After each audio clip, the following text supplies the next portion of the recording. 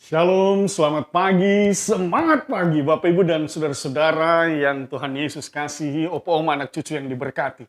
Jumpa lagi dalam Sapaan Pagi Bahtera Kasih. Kita mengucap syukur dan berterima kasih karena penyertaan dan pemeliharaan Tuhan dari hari lepas hari senantiasa kita rasakan bersama. Dan pada pagi hari ini sebelum kita memulai seluruh kegiatan kita, mari kita berdoa memohon pimpinan kuasa Roh Kudus untuk mengantar kita dalam sapaan pagi firman Tuhan. Untuk itu mari kita berdoa. Bapa di dalam sorga, kami mengucap syukur dan berterima kasih atas kasih penyertaan dalam malam yang kami boleh lalui. Kami boleh beristirahat dalam perlindungan Tuhan dan pagi ini kami dibangunkan dengan tubuh yang sehat dan kuat, bersegera memulai seluruh aktivitas kami. Tapi sebelumnya kami mau merenungkan firman-Mu dalam sapaan pagi. Pada saat ini kami mohonkan kuat kuasa Roh Kudus Tuhan menuntun dan memimpin kami. Dalam nama Tuhan Yesus kami berdoa dan mengucap syukur. Amin. Bapak Ibu dan saudara-saudara, opa oma anak cucu yang diberkati dan dikasih oleh Tuhan Yesus Kristus.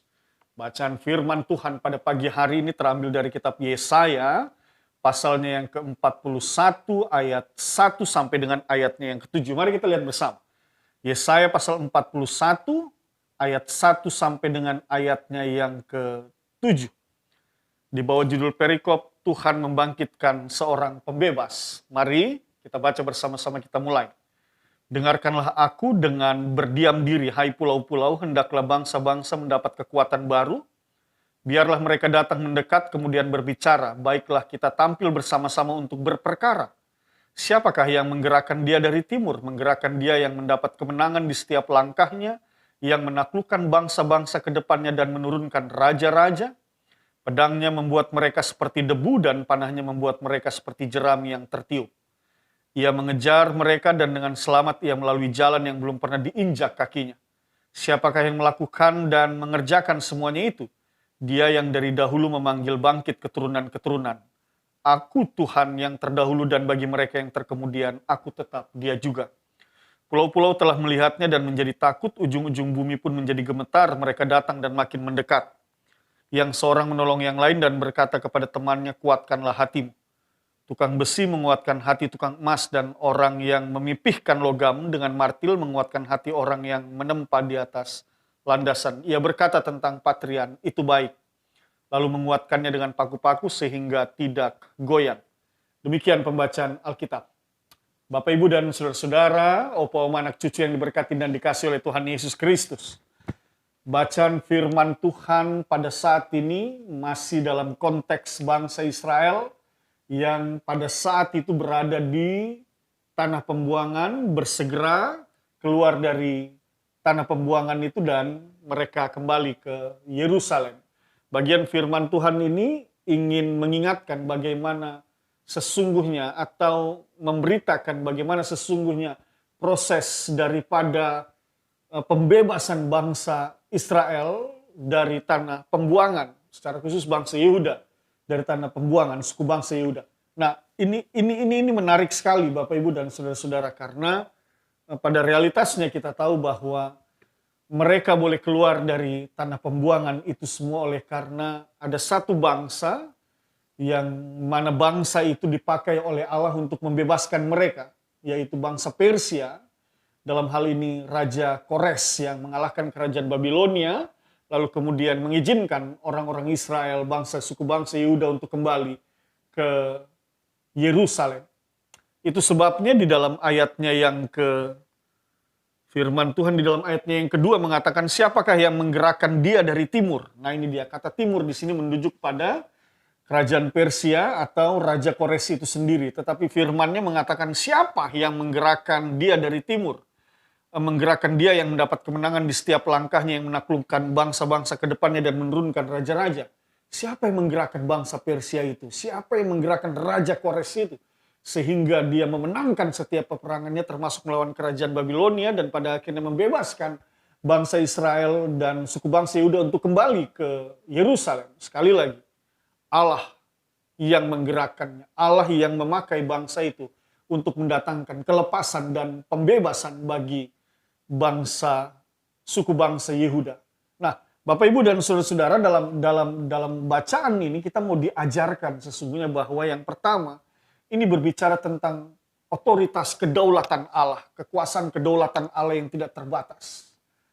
Eh, Artinya bahwa tidak ada satu kuasa pun yang ada di dalam dunia ini dapat membatasi kekuasaan Allah. Tidak ada. Allah berkuasa penuh atas segala sesuatu yang ada di atas muka bumi ini. Karena apa? Allah yang menjadikan, Allah yang menciptakan. Oleh sebab itu jangan pernah ada orang yang mencoba-coba untuk membatasi kuasa Allah. Apalagi tidak mengakui otoritas kedaulatan Allah. Nah, ini kita akan bersoal. Kalau ada orang yang mencoba-coba membatasi kekuasaan Allah, ia berhadapan dengan Allah dan Allah dapat menyatakan kuasanya itu lebih dari apa yang ada di dalam dunia ini. Sama ketika bangsa Babilonia merasa bahwa mereka adalah salah satu bangsa yang terkuat yang dapat menguasai dan menguasai suku bangsa Yehuda. Orang-orang Israel mereka berpikir bahwa mereka dapat menjajah, tetapi sesungguhnya kita tahu bahwa proses terbuangnya bangsa ini itu bukan oleh karena kehebatan kerajaan Babilonia, bukan, tetapi oleh karena Allah mengizinkan hal itu terjadi untuk menghukum dan memberikan didikan dan ajaran kepada bangsa yang telah membelakangi Allah dan meninggalkan Allah. Bangsa yang telah melanggar segala perintah-perintah Allah sehingga Allah mengizinkan mereka untuk dikalahkan dan dijajah oleh sebuah kerajaan yaitu Babilonia. Tetapi Bapak Ibu dan saudara-saudara dalam keyakinan bahwa kerajaan Babilonia ini merasa yakin bahwa mereka merasa sebuah kerajaan yang kuat, pemerintahan yang kuat dan berkuasa, ternyata oleh bangsa Persia, oleh melalui Raja Kores mereka ditaklukkan dan dikalahkan. Dan siapa yang menaklukkan dan mengalahkan mereka sesungguhnya? Allah yang menggerakkan bangsa Persia, Allah yang bersama-sama dengan Raja Kores dan mengalahkan kerajaan Babilonia. Itu berarti memang benar bahwa Allah berdaulat, Allah berkuasa, Allah berkuasa dan berdaulat untuk menentukan siapa yang menang dan siapa yang akan ditaklukkan. Allah berdaulat untuk memerdekakan, bahkan menghambakan. Allah berkuasa penuh untuk itu. Oleh sebab itu sekali lagi, jangan pernah kita mencoba untuk membatasi kuasa Allah. Mungkin kita akan bertanya, Pak Pendeta, bagaimana itu orang yang membatasi kuasa Allah? Nah, misalnya saja secara sederhana, kita tahu bahwa Allah itu berkuasa atas hidup kita. Lalu kemudian dalam satu waktu ketika kita diperhadapkan dengan satu pergumulan, satu persoalan, lalu kemudian kita merasa, aduh ini pergumulan ini begitu berat, ini persoalan ini begitu berat, saya tidak akan mampu menghadapinya. Selesai sudah apa yang saya bangun selama ini. The end, selesai, berakhir. Tidak ada lagi harapan. Nah ini dia, ini orang yang mencoba membatasi kuasa Allah. Padahal kalau dalam pemahaman dan pemikiran dalam kehidupan beriman, dia meyakini bahwa oke, ini persoalan memang berat, ini pergumulan memang luar biasa. Tidak ada jalan keluar saat ini, tetapi aku percaya kuasa Tuhan akan memberikan aku jalan keluar. Kuasa Tuhan akan menopang dan menguatkanku melewati berbagai pergumulan dan persoalan hidup ini. Itu yang harus terjadi dalam hidup kita. Itu iman percaya kita. Oleh sebab itu sekali lagi, Bapak Ibu dan saudara-saudara, apapun yang engkau hadapi di dalam dunia ini, jangan pernah engkau membatasi kuasa Allah dalam hidupmu. Bawa dirimu di hadapan Allah. Terbukalah dan katakanlah dalam segala kekurangan dan kelemahanmu. Maka lihat, engkau yang merendah di hadapan Allah, engkau akan ditinggikan. Engkau yang menunduk di hadapan Allah, maka engkau akan ditegakkan. Engkau yang tadinya tidak menemukan jalan keluar, akan dibukakan jalan keluar. Karena apa? Karena engkau bersandar pada Allah. Karena engkau mengandalkan kuasa Allah di dalam hidupmu. Oleh sebab itu, Bapak Ibu dan saudara-saudara, apapun yang kau alami hari ini, sekali lagi firman Tuhan memberitakan kepadamu, jangan pernah batasi kuasa Allah. Biarkanlah kuasa Allah itu mengalir dalam hidupmu dan membawa engkau ke hari esok, ke masa depan. Di tengah berbagai perjalanan hidupmu ini untuk mendatangkan sukacita dan damai sejahtera dalam kehidupan pribadimu dan dalam kehidupan keluargamu. Dalam kehidupanmu bersama-sama dengan orang yang kau kasih dan kau cintai. Yang kedua, Bapak Ibu dan saudara-saudara, bagian firman Tuhan ini mau mengajarkan juga sebenarnya bangsa Persia ini atau Raja Kores ini adalah sebuah bangsa yang asing bagi bangsa Israel.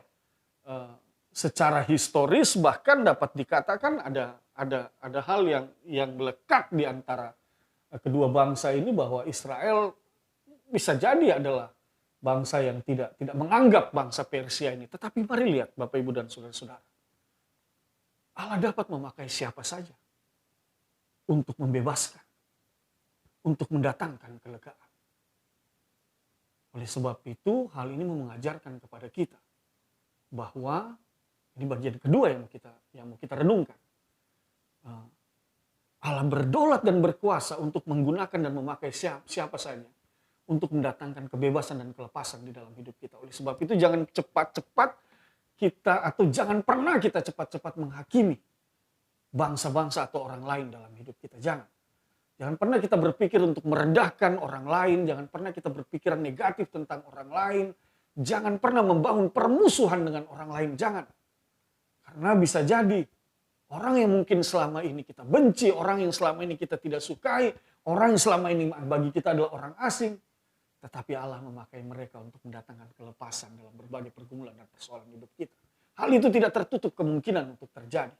Oleh sebab itu sekali lagi Bapak Ibu dan Saudara-saudara, bagian firman Tuhan ini mau menegaskan dan mau mengajarkan kepada kita bahwa mari bangun satu kehidupan yang baik.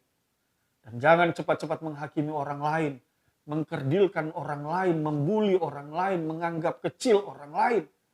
Karena sekali lagi Allah dapat menggunakan siapa saja untuk mendatangkan kelepasan dan kebaikan dalam hidup kita. Tugas kita saat ini adalah bagaimana kita membangun satu kehidupan yang baik, hubungan yang baik dengan orang-orang di sekitar kita. Bisa saja mungkin kita punya cerita historis yang tidak baik dengan seseorang, hubungan yang tidak baik dengan seseorang. Tetapi Bapak Ibu dan Saudara-saudara, hari ini ketika engkau mendengarkan firman ini, hentikan dan stop.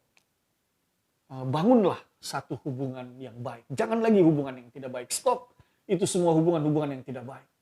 Hubungan-hubungan yang melihat masa lalu, latar belakang seseorang, menilai orang lain.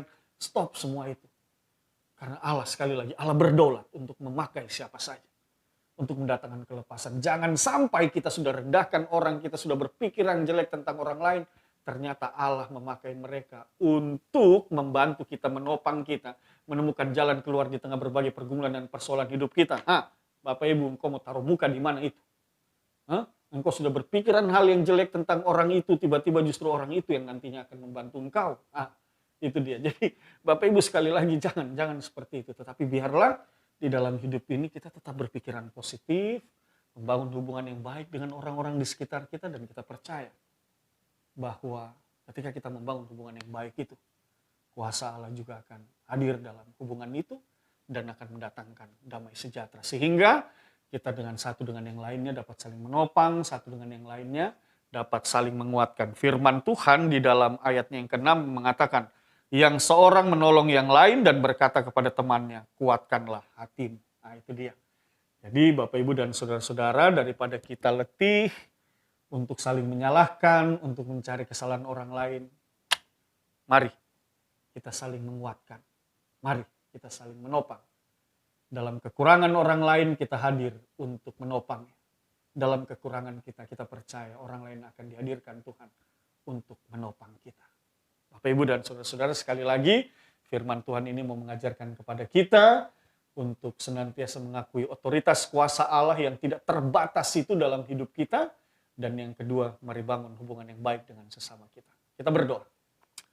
Kami mengucap syukur dan berterima kasih atas firman-Mu. Teguhkanlah firman ini dalam hati dan pikiran kami, ya Allah. Kami tinggikan Engkau, kami muliakan Engkau dalam Kristus Yesus, Tuhan dan Juru Selamat.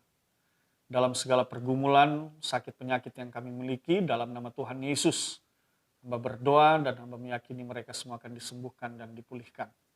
Bapak Sorgawi berkati Bapak, Ibu, Saudara, Opa, Oma, anak cucu, berkati kami semua dalam pekerjaan dan pelayanan hari ini. Kami berdoa dalam nama Tuhan Yesus. Amin. Selamat pagi, Tuhan berkati kita semua.